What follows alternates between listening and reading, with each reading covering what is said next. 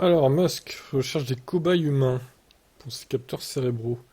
Qui se dévoue? Allez, postez votre candidature en commentaire.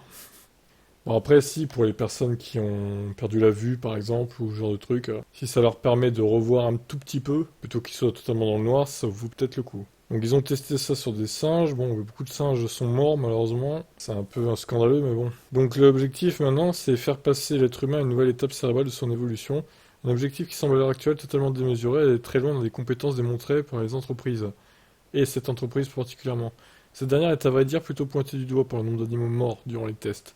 Même si Neuralink s'est pour le moment vu refuser les essais sur l'homme, elle aurait selon Reuters déjà commencé à sonder un grand centre de traitement de maladies neurologiques.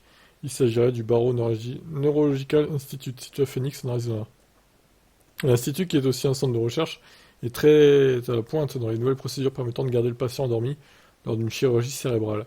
L'Institut Barrow a par ailleurs depuis une trentaine d'années déjà implanté sur quelques 175 000 patients des dispositifs de stimulation cérébrale profonde destinés à réduire les tremblements induits par Parkinson.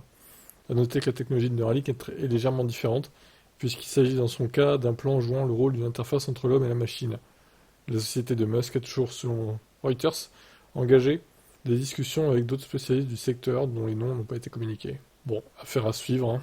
Peut-être qu'un jour, les conducteurs de Tesla seront directement connectés à leur véhicule via une puce Neuralink.